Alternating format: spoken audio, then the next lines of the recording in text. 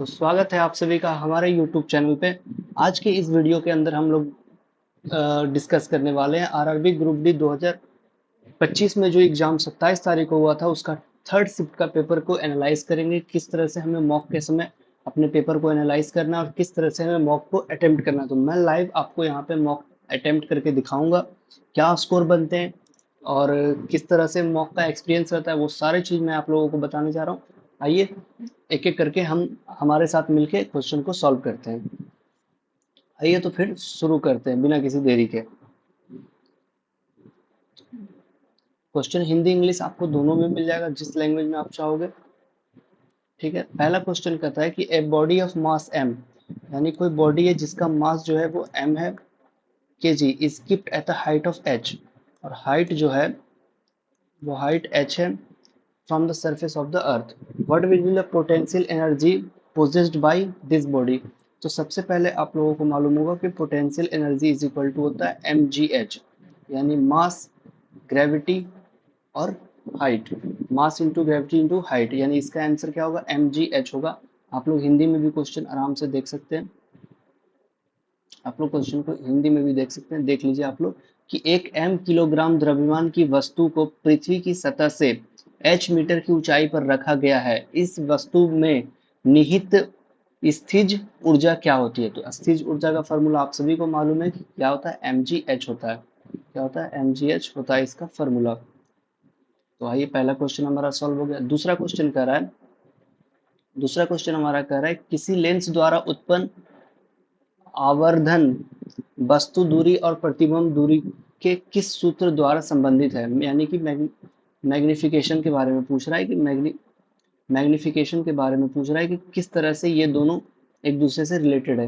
यानी मैग्निफिकेशन के बारे में अगर हम आप बात करें तो मैग्निफिकेशन के बारे में जैसा कि हम लोगों को जानते हैं, मैग्निफिकेशन इज इक्वल टू होता है height of image, sorry image distance को v से डिनोट किया, इमेज डिस्टेंस बटा ऑब्जेक्ट डिस्टेंस, यानी v बटा u, और v बटा u ये ऑप्शन रहा हमारा।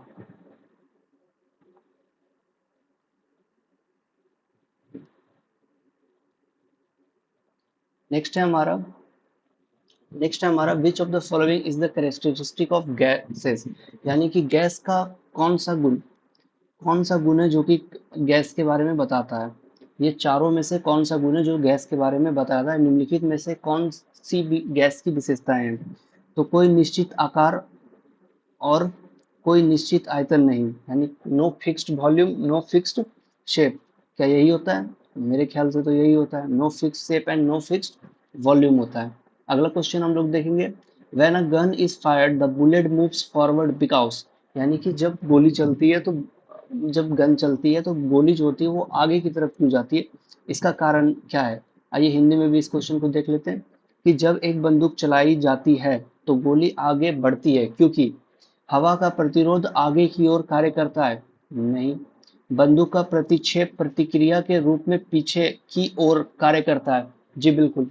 यही हमारा आंसर होगा कि बंदूक का प्रतिक्षेप प्रतिक्रिया के रूप में पीछे की ओर कार्य करता है, यानी जब हम गोली चलाते हैं तो वो हमें बाउंस बैक करता है न्यूटन का थर्ड लॉ के हिसाब से। तो इसका आंसर सेकेंड होगा। आगे बढ़ते हैं। नेक्स्ट क्वेश्चन हमारा, एचआईवी संरक्षण के बारे में निम्नलिखित में से कौन सा कथन सत्य है, यानी एचआईवी के लिए कौन सा कथन सत्य है, कौन सा स्टेटमेंट सही है। तो एचआईवी ट्रांसमिशन के लिए, तो HIV can be transmitted through aerogel, नहीं। एचआईवी मच्छर काटने से होता है, हो भी सकता है, नहीं भी हो सकता है। HIV can transmitted casual contact से, नहीं। एचआईवी कैजुअल कॉन्टेक्ट से नहीं होता है। HIV can be transmitted through sexual act, हाँ जी बिल्कुल। एचआईवी जो है वो सेक्सुअल एक्ट के थ्रू क्या होता है, ट्रांसमिट होता है एक बॉडी से दूसरे बॉडी के बीच में। तो हमारा ऑप्शन डी हो जाएगा। अगला क्वेश्चन हम लोग देखें, is precipitated when carbon dioxide is passing through lime water. कह रहा है कि चूने के पानी में कार्बन डाइऑक्साइड प्रभावित करने पर क्या अपसेच बनता है, यानी क्या प्रिसिपिटेट बनता है। तो वो बनता है हमारा कैल्शियम कार्बोनेट। क्या बनता है, कैल्शियम कार्बोनेट बनता है, CaCO3। कैल्शियम कार्बोनेट CaCO3 बनता है। चंद्रमा पर किसी पिंड का भार पृथ्वी की तुलना में कम क्यों होता है।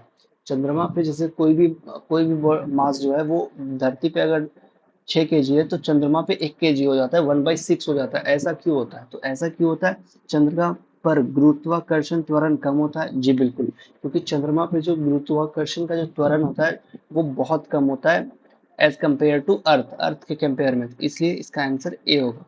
नेक्स्ट हम लोग बात करते हैं, विद्युत ऊर्जा शक्ति और समय के बीच संबंधित है। विद्युत ऊर्जा का संबंध निकालना है, तो विद्युत ऊर्जा का संबंध यानी कि इलेक्ट्रिक एनर्जी, तो इलेक्ट्रिक एनर्जी का फॉर्मूला होता है, electric energy is equal to होता है power into time, power into time, यानी कि option number C, option number C हमारा होगा पावर इंटू टाइम, यानी कि ऊर्जा बराबर पावर इंटू टाइम। नेक्स्ट है हमारा, which of the following has the highest acidity, यानी कि क्वेश्चन कर रहा है कि निम्नलिखित में से किसकी अम्लता सबसे अधिक है। तो आइए देखते हैं कि किसकी अम्लता सबसे सही है, सबसे ज्यादा है। तो सिरका, सिरका के बारे में आप लोग जान रहे हैं, यानी कि विनेगर, ये भी एसिडिक होता है। दूध भी एसिडिक होता है लेकिन बहुत कम होता है। नींबू का रस, नींबू का रस यानी कि लेमन, लेमन जूस जो होता है वो अपने आप में बहुत ज्यादा एसिडिक होता है। पानी, पानी तो न्यूट्रल होता है, सबसे ज्यादा लेमन जूस एसिडिक होता है, तो इसका आंसर हमारा हो जाएगा लेमन जूस, यानी कि नींबू का रस सबसे ज्यादा अम्लीय होता है। एक आवेश Q, एक चार्ज, एक आवेश Q, ये क्वेश्चन मजेदार है, आइए देखते हैं। एक आवेश Q 5 कूलम को दो बिंदुओं के बीच ले जाने में कितना कार्य किया जाता है, जबकि जबकि बीच विषांतर कितना है, 15 वोल्ट है।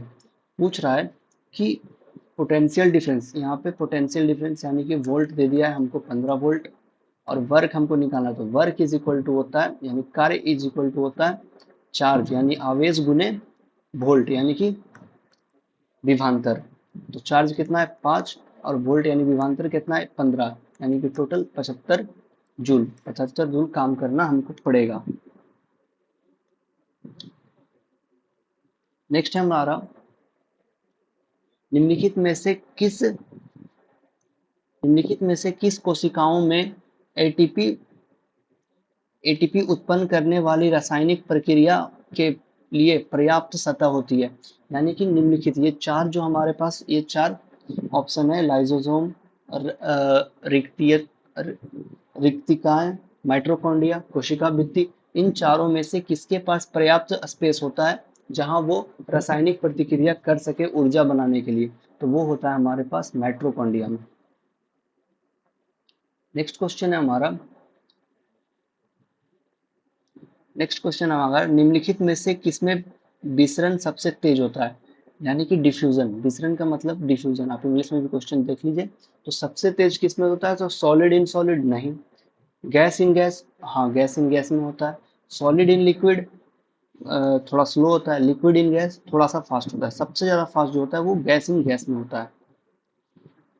How is intercropping beneficial over single crop field, यानी एक क्रॉप का जो फार्मिंग, एक क्रॉप फार्मिंग जो प्लॉट है उस पर इंटरक्रॉपिंग अगर हम करते हैं तो वो बेनिफिशियल होता है। क्यों, क्योंकि utilize neutral efficiency and prevent spread of disease, यानी डिजीज कम प्रिवेंट, डिजीज फैलने से बचाता है, और न्यूट्रिएंट्स का इफिशियंट यूज होता है।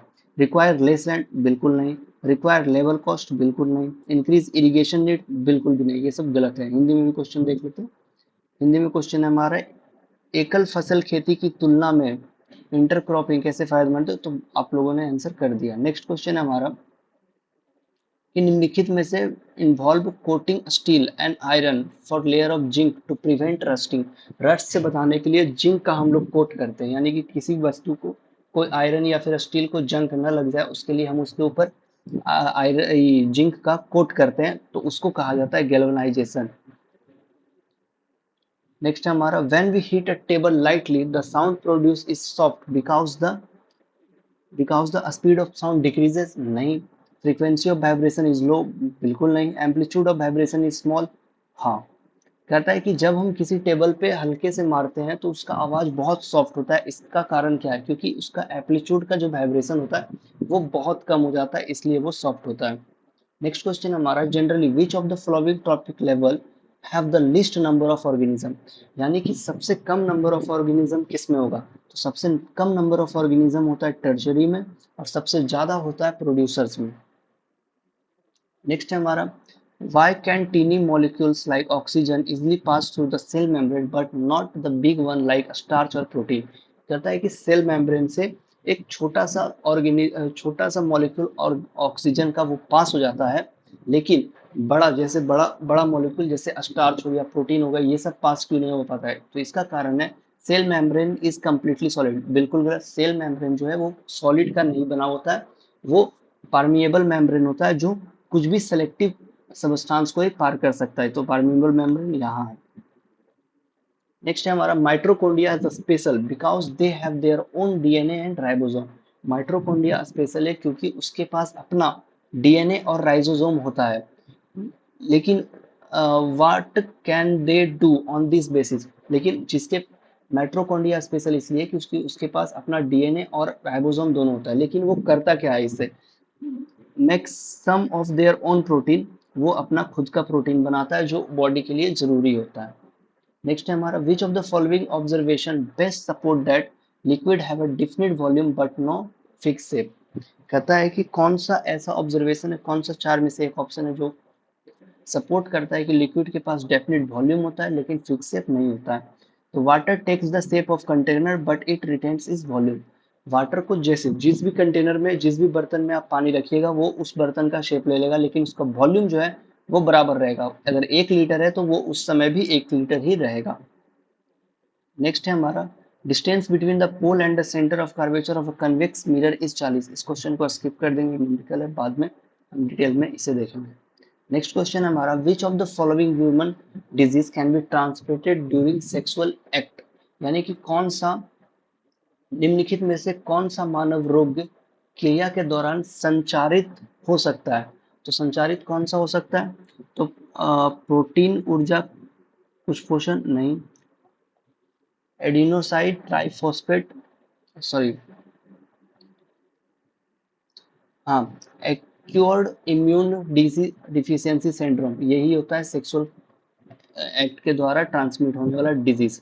नेक्स्ट है हमारा a car starts from rest and accelerate uniformly 2 metre per second square for 5 second, what is the final velocity? कह रहा है कि एक कार है जो कि 2 मीटर प्रति सेकंड से उसका एक्सेलरेशन जो है वो 2 मीटर प्रति सेकंड है, टाइम टी है, और बोल रहा है कि कार का अंतिम वेग क्या होगा? अंतिम वेग तो v is equal to u plus a t का फॉर्मूला लगा देंगे। तो समानांतर रूप में त्वरित होता है तो v हमारा हो गया कितना? v मालूम नहीं है, u कितना? u तो 0 हो जाएगा हमारा क्योंकि शुरू से शुरू हुआ है। 5 सेकंड यानी कि 5 गुने 2, तो ये हो गया 10, यानी कि v का वैल्यू 10 हो गया, यानी कि वो 10 मीटर पर सेकंड से क्या करेगा? आगे बढ़ेगा। उसकी वेलोसिटी 5 सेकंड के बाद 10 मीटर पर सेकंड हो जाएगी। अगला क्वेश्चन है हमारा कि निम्नलिखित कार्बनिक यौगिक में से कौन सा संपृक्त है? संतृप्त है यानी सैचुरेटेड। तो सैचुरेटेड कौन सा होता है? सैचुरेटेड वही होता है जिसमें सिंगल बॉन्ड हो। तो सिंगल बॉन्ड इन में तो आता नहीं, इन में आता नहीं, एन में आता है। एन में आता है तो यही एक है।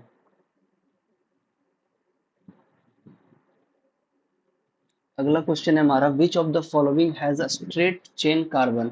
स्ट्रेट चेन हाइड्रोकार्बन कौन सा है? तो स्ट्रेट चेन हाइड्रोकार्बन होता है जिसमें कि एक भी ऊपर नीचे कोई ब्रांचेस नहीं लिखी, वो एकदम स्ट्रेट हो। तो वो कौन होगा? वो हमेशा, तो वो जो होता है वो हमेशा क्या होता है? एन वाला ही होता है। एन वाला इसमें भी है, एन इसमें भी है, इसमें इसमें भी है, लेकिन ये सब में कुछ ना कुछ जुड़े हुए हैं। ये सिंपल है, ब्यूटेन। ब्यूटेन जो है वो सिंपल है, इसलिए ये क्या है? स्ट्रेट चेन हाइड्रोकार्बन है।